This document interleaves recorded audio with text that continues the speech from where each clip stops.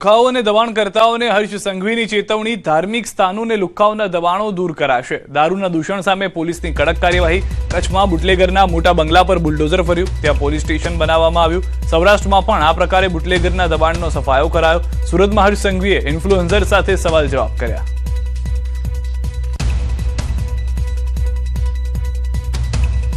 જ્યાં ગુંડાઓ લુખ્ખાઓ હોય કે પછી ધાર્મિક સ્થાનો પર કોઈએ જાણી જોઈને દબાણો કર્યા હોય, આ બધા જ દબાણોનો નિકાલ લાવવાના છે. સાથે સાથે મારા મિત્રએ જે સવાલ પૂછ્યો હતો, તમારી જાણ ખાતર કહું છું, કચ્છમાં હમણાં થોડા વખત પહેલા જ હું કચ્છ ગયો હતો.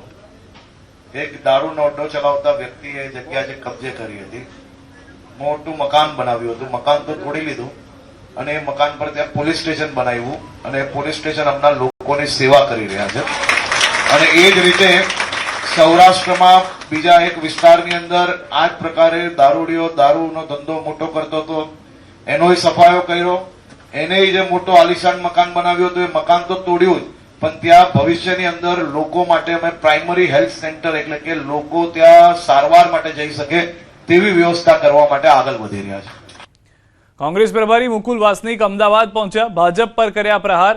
સમગ્ર રાજ્યમાં ભાજપ સામે વિરોધ છે. ચૂંટણીમાં પરિણામો ચોંકાવનારા હશે તેવું નિવેદન તેઓએ આપ્યું છે.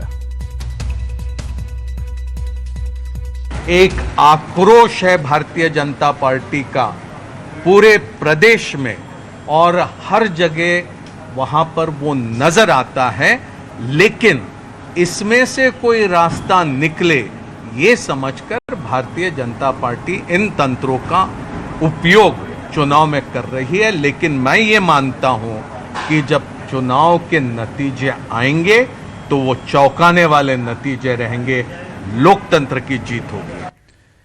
રાજકોટમાં ટિકિટને લઈને ધારાસભ્ય ડોક્ટર દર્શિતા શાહ સામે લોહાણા સમાજમાં આક્રોશનો મામલો છે. દર્શિતા શાહે કહ્યું કે જેને ટિકિટ આપી છે તે બહેનો સક્ષમ છે. દર્શિતા શાહ મીડિયાને જોઈ ભાગતા પણ જોવા મળ્યા હતા. જે બેનને ટિકિટ આપી છે એ તમામ બહેનો ખૂબ સક્ષમ છે અને એ બહેનોને નેતૃત્વ કરવા માટે થઈને એક નારી સશક્તિકરણના ઉદાહરણના ભાગરૂપે આ તમામ બહેનોને ટિકિટ આપવામાં આવી છે. તો લોહાણા સમાજે રાજકોટમાં દર્શિતા શાહના વિરોધમાં જંગી સભા યોજી હતી. રઘુવંશી સમાજે આક્ષેપ કર્યો હતો કે લોહાણા સમાજના એક પણ પુરુષને ટિકિટ ન આપી મેયર પદમાંથી છેદ ઉડાડી દેવામાં આવ્યો છે. રાજકોટમાં સ્થાનિક સ્વરાજની ચૂંટણીમાં વોર્ડ નંબર 2 ની બેઠક રસપ્રદ બની છે. રાજ્ય સરકાર મંત્રી અને નયનાબા જાડેજાના ભાભી રીવાબા જાડેજાએ કોંગ્રેસ ઉમેદવાર તરીકે ચૂંટણી લડવા બદલ નયનાબાને શુભેચ્છા પાઠવી. સાથે જ તેમને વિશ્વાસ વ્યક્ત કર્યો છે કે ચૂંટણીમાં જીત તો ભાજપના ઉમેદવારની જ થશે. તો બીજી તરફ કોંગ્રેસ ઉમેદવાર નયનાબા જાડેજાએ નિવેદન આપ્યું કે આ ઓવર કોન્ફિડન્સ બોલે છે, જેના કારણે રાજકીય માહોલ ગરમાયો છે.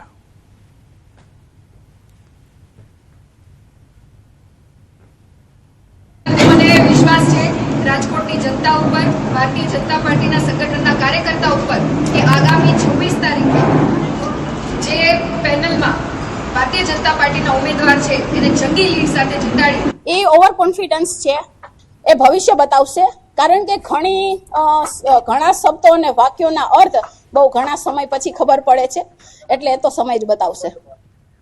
ભરૂચ નગર સેવા સદનના વોર્ડ નંબર 8માં ભાજપની પ્રચાર રેલી દરમિયાન અચાનક ઘર્ષણ સર્જાતા વિસ્તારમાં તણાવપૂર્ણ સ્થિતિ ઊભી થઈ ગઈ. પ્રચાર દરમિયાન કેટલાક લોકો દ્વારા વિરોધ નોંધાવવામાં આવતા બંને પક્ષ વચ્ચે બોલાચાલી અને ઝપાઝપી થઈ, જેના દ્રશ્યો સોશિયલ મીડિયામાં વાયરલ થતા મામલો ચર્ચામાં આવ્યો છે. ઘટના અંગે ભાજપના ઉમેદવાર ધનજી ગોહિલે ગંભીર આક્ષેપ કરતા જણાવ્યું કે વિરોધ સ્થાનિક લોકોનો નહોતો, પરંતુ બહારથી, ખાસ કરીને અમદાવાદથી મહિલાઓને લાવી આયોજનબદ્ધ રીતે વિરોધ કરાવવામાં આવ્યો. તેમણે કેટલાક ગુનેગાર તત્વો અને તડીપાર વ્યક્તિઓની સંડોવણીની શંકા પણ વ્યક્ત કરી. ઘટનાના પગલે ભાજપે પોલીસમાં ફરિયાદ નોંધાવી સઘન તપાસની માંગ કરી. જ્યારે આ બનાવને કારણે ચૂંટણી પહેલા વોર્ડમાં રાજકીય માહોલ વધુ ગરમાયો છે.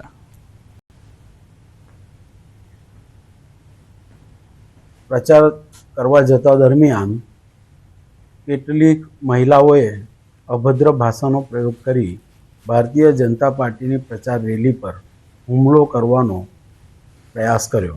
એ મહિલાઓ ત્યાંની સ્થાનિક નથી, એ ક્યાંક અમદાવાદ બાજુની છે અને એના પર ગંભીર પ્રકારના ગુનાઓ પણ છે. સાંભળવામાં તો એ પણ આવ્યું છે લોકચર્ચા પ્રમાણે કે એ તડીપારના ગુનેગારો છે. તો મારી પોલીસને પણ અપીલ છે કે આ પ્રકારની તપાસ કરવામાં આવે અને આવા જે શાંતિ ડોળવાનું કામ કરે છે તે લોકો પર કાયદેસરના પગલાં ભરવામાં આવે. આવશે તો ભાજપ જ કેમ્પેન દ્વારા ભાજપે ચૂંટણી પ્રચાર તેજ કર્યો છે, જેના માટે ખાસ કરીને જાણીતા સિંગર અરવિંદ વેગડાએ ખાસ ગીત રજૂ કર્યું, જેમાં સરકારે કરેલા કામોના મુદ્દાને રજૂ કરવામાં આવ્યા, જેમ કે નારી શક્તિ વંદન, ખેડૂતો ખુશખુશાલ, યુવા શક્તિનું સન્માન વગેરેનો સમાવેશ છે. મારી પોતાની સ્ટાઇલ કહું તો મારી પોતાની ભવાઈની એક આગવી છટાવાળી એક સ્ટાઇલ હોય છે કે જે હું હંમેશા ટૂંકી વાત કરું અને એની અંદર દરેકે દરેક મુદ્દાને એક અલગ રીતે લોકો સુધી પહોંચે મ્યુઝિકલ વેમાં. તો આ વખતે અમે લોકો જ્યારે ચર્ચા કરતા હતા ત્યારે એક વાત આવી કે આવશે તો ભાજપ જ, એટલે અમે બહુ ઠોસ આમ કહીએ કે ભાઈ આવશે તો ભાજપ જ, જે પણ હોય કામ સારા કર્યા છે એટલે ભાજપ જ આવશે. આ અમારું એક હુક લાઈન બની ગઈ. ઓનલાઈન યુગ સાથે કદમ મિલાવે ગુજરાતીઓ શાણા, તો આ બધું કર્યું કોણે? ભાજપે. એટલે આવશે તો ભાજપ, આવશે તો ભાજપ. વડોદરાના વોર્ડ નંબર 15માં સ્થાનિક સ્વરાજની ચૂંટણી પહેલા ભાજપ અને કોંગ્રેસનો ચૂંટણી પ્રચાર ચાલી રહ્યો છે. 42 ડિગ્રી તાપમાન હોવા છતાં નેતાઓ અને કાર્યકર્તાઓ ફેરણીમાં સક્રિય રહી સ્થાનિક મુદ્દાઓને કેન્દ્રમાં રાખી મતદારો સુધી પહોંચી રહ્યા છે. કોંગ્રેસ તરફથી પરિવર્તનનો દાવો કરવામાં આવી રહ્યો છે અને કામના આધારે મત માંગવામાં આવી રહ્યા છે, જ્યારે ભાજપ ઉમેદવારે પણ ફરી જીતાડશો તો પ્રશ્નો હલ કરવાનો વિશ્વાસ વ્યક્ત કર્યો છે. વિસ્તારમાં નાગરિકોએ રોડ, ડ્રેનેજ અને પાણી જેવી મૂળભૂત સુવિધાઓ અંગે ઉગ્ર રોષ વ્યક્ત કર્યો. ખાસ કરીને પૂરતા પ્રેશર અને શુદ્ધ પાણી ન મળતા લોકો પરેશાન છે. ઉમેદવારો સામે લોકોના સવાલો અને નારાજગી વચ્ચે 26 મેના મતદાન પહેલા વોર્ડ નંબર 15માં રાજકીય માહોલ ગરમાયો છે. ઘણા ટાઈમથી આ સોસાયટીમાં પાણીની ઘણી સમસ્યા છે. અમે લોકો 600 રૂપિયાના ટેન્કરો મંગાવીને નખાયા છે અને વાપરીએ છીએ. ઘણા તકલીફમાં રહીએ જ છે. એટલે આથી તમને બહુ વિનંતી કરીએ છીએ કે અમે પેનલને વોટ આપીએ, પણ અમારી પહેલાં પાણીની સમસ્યા દૂર થવી જોઈએ. નિર્ણય લઈ ચૂક્યા છે કે અમે આવનાર દિવસમાં અમારી આ કોંગ્રેસ પાર્ટીની પેનલને જંગી બહુમતીથી જીતાડીશું. 5 વર્ષના કરેલા કામો અને એ કામોના નામે અમે વોટ માંગી રહ્યા છે. કામો અમે કર્યા છે અને તડકો એ કંઈ બહુ મોટી વાત નથી. જ્યારે જરૂર પડી છે ત્યારે જનતા અમારી સાથે રહી છે, તો આ 10 દિવસનો તડકો અમારી માટે કોઈ વધારે માન્ય નથી રહેતો. કોંગ્રેસ પાર્ટી એમને એક પ્લેટફોર્મ આપ્યું છે આગળ વધવાનું, અને પક્ષમાં નહીં, હું તો એવું કહું છું કે માનવતાની દ્રષ્ટિએ તમે જુઓ કે કોણ તમારું કાર્ય કરે છે, અને જ્ઞાતિ જાતિ ભેદભાવ છોડીને ભગવાને જ્યારે બનાવવામાં કોઈ કમી નથી રાખી, તો પછી આપણે મનુષ્યએ શું એવી રીતે કમી કાઢવાની. ફરીથી અમને ઉમેદવારી કરવાની જ્યારે તક આપી છે પાર્ટીએ, તો મને વિશ્વાસ છે કે જે લોકોના પ્રશ્નો છે કે પાણી છે, મૂળભૂત જરૂરિયાત છે કે પાણીનો પ્રશ્ન છે જ અત્યારે, ને અમે ફરી રહ્યા છે વિસ્તારમાં, એટલે અમને એ લોકો પણ અમને જાણ કરે છે કે બેન પાણીનું પ્રેશર નથી, તો અમે એ પણ એમનું ધ્યાન પર લીધું છે. પણ જ્યારે તમે જનતા અમને ચૂંટીને લાવશે ત્યારે એમના જે પ્રાણ પ્રશ્નો છે અમે અમારી રીતે પૂર્ણ કરવાનો અમે પ્રયાસ કરીશું. મારું એમ કહેવું છે કે વોર્ડ નંબર 15માં અમારા પેનલના 4 ઉમેદવાર છે. અમે પણ એ જ ઈચ્છીએ છીએ કે વોર્ડની અંદર વિવાદ નહીં પણ વિકાસ થાય. વોર્ડ નંબર 15માં ભારતીય જનતા પાર્ટીની પેનલ જંગી બહુમતીથી આવવાની છે, અને આવ્યા પછી નતમસ્તક થઈને વોર્ડ નંબર 15ની જનતાના એક નાના કામ પણ અમે ચિંતા કરીને પૂરા કરીશું. છોટાઉદેપુરમાં 26 એપ્રિલ 2026ની સ્થાનિક સ્વરાજની ચૂંટણીને લઈને સ્વીપ કાર્યક્રમ હેઠળ મતદાન જાગૃતિ અભિયાન યોજાયું હતું. જિલ્લા કલેક્ટર ગાર્ગી જૈનના માર્ગદર્શન હેઠળ વિદ્યાર્થીઓએ માનવ સાંકળ રચી પેટ્રોલ પંપથી માણેક ચોક સુધી રેલી કાઢી હતી, જેમાં મતદાન આપણો પવિત્ર અધિકાર છે ના સંદેશ સાથે લોકોને જાગૃત કરવામાં આવ્યા હતા, જેથી દરેક મતદાર ઉત્સાહપૂર્વક મતદાનમાં ભાગ લઈ શકે. આશરે 1000 બાળકો અને વયસ્કોને હિસ્સા લીધું છે, અને છેક માણેક ચોક થી પેટ્રોલ પંપ ચોકડી સુધી અનુમંજન બનાવવામાં આવી છે. અને એના મારફતે અમે બધા છોટાઉદેપુર વાસીઓને વિનંતી કરીએ કે 26 એપ્રિલના રોજે જે ચૂંટણી થવાની છે જિલ્લા પંચાયત, તાલુકા પંચાયત અને નગરપાલિકાની, એમાં આવીને પોતાના અમૂલ્ય વોટ આપે. અમદાવાદ મ્યુનિસિપલ કોર્પોરેશનની ચૂંટણીના પ્રચાર કરવા નીકળેલા કોંગ્રેસના સ્ટાર પ્રચારક અને વડગામના ધારાસભ્ય જિગ્નેશ મેવાણીને સ્થાનિકોના ભારે રોષનો સામનો કરવો પડ્યો. રખિયાલ સરસપુર વોર્ડમાં કોંગ્રેસના ઉમેદવારના સમર્થનમાં યોજાયેલી રેલી યોજવામાં તો આવી, પણ જે દરમિયાન સ્થાનિક કાર્યકર્તાઓએ કાળા ઝંડા ફરકાવી જિગ્નેશ મેવાણીનો વિરોધ કર્યો હતો. હાય હાયના નારાઓ સાથે કાર્યકર્તાઓએ મેવાણી અને કોંગ્રેસની પેનલ સામે પોતાનો આક્રોશ વ્યક્ત કર્યો હતો.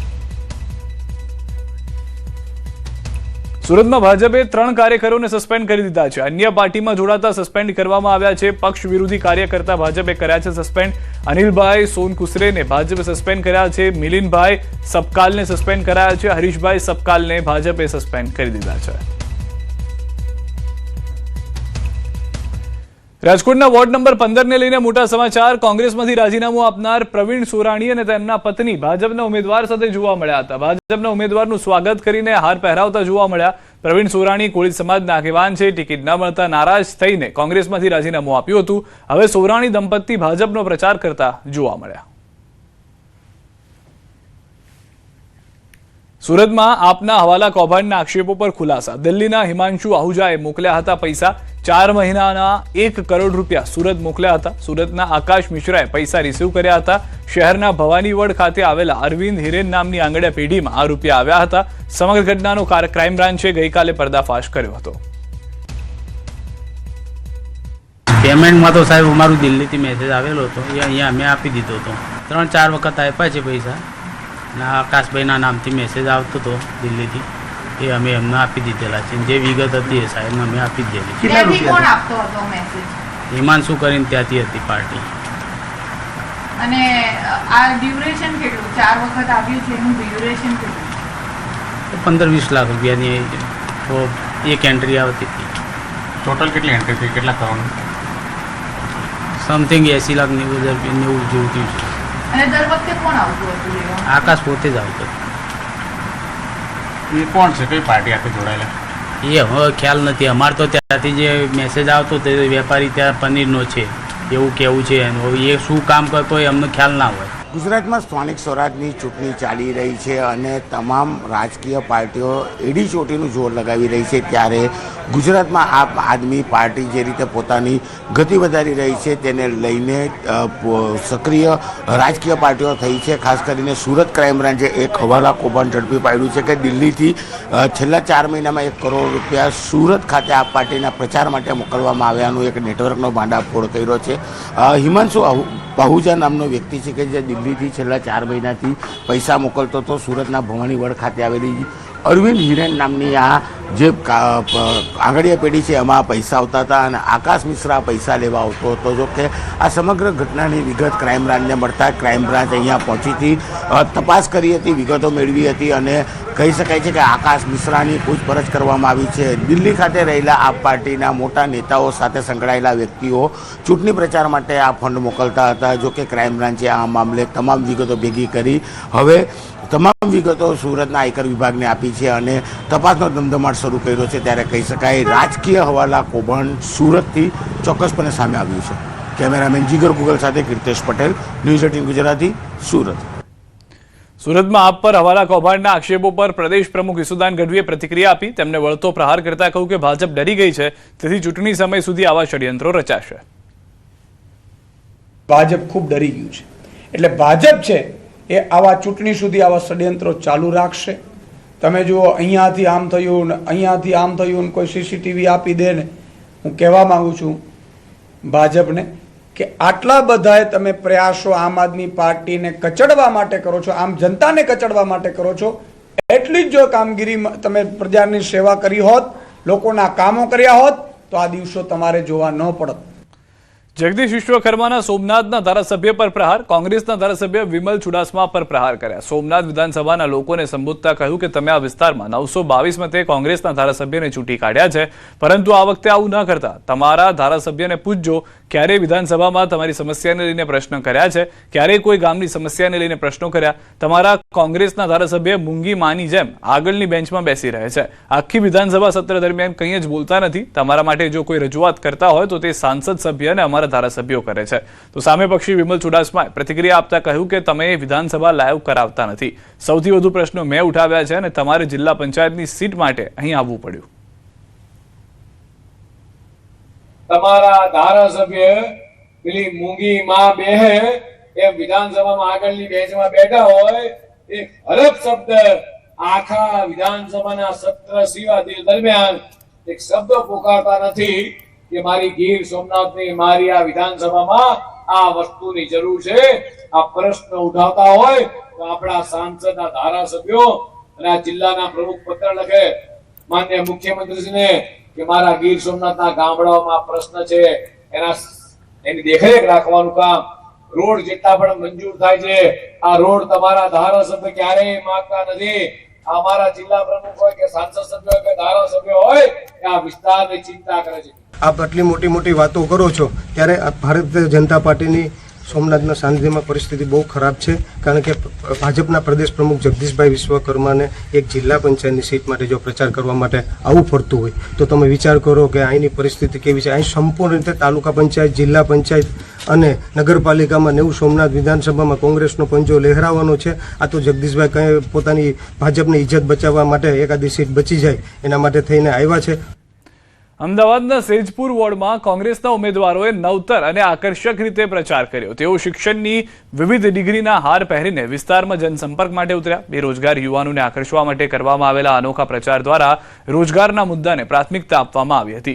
ઉમેદવારોએ વચન આપ્યું કે એએમસીમાં ચાલી રહેલી આઉટસોર્સિંગ અને કોન્ટ્રાક્ટ પ્રથા નાબૂદ કરવામાં આવશે અને ખાલી પડેલી જગ્યાઓ પર ઝડપથી ભરતી પ્રક્રિયા હાથ ધરાશે. આ રીતે કોંગ્રેસે યુવાનોના પ્રશ્નોને કેન્દ્રમાં રાખીને મતદારો સુધી પહોંચવાનો પ્રયાસ કર્યો હતો. યુવાનોનો સૌથી મોટો પ્રશ્ન છે કે અમે ઉચ્ચ શિક્ષણ મેળવ્યું છે પરંતુ અમને ફિક્સ પગારના નામે શોષણ કરી રહ્યા છે, કોન્ટ્રાક્ટ પગારના નામે શોષણ કરે છે. ત્યારે અમારી પહેલા નંબરનો મુદ્દો છે કે સૈદપુર બોગા વોર્ડ અને અમદાવાદમાં કોર્પોરેશનની જગ્યાઓ 11,000થી વધુ ખાલી છે. એ 11,000થી વધુ જગ્યાઓમાં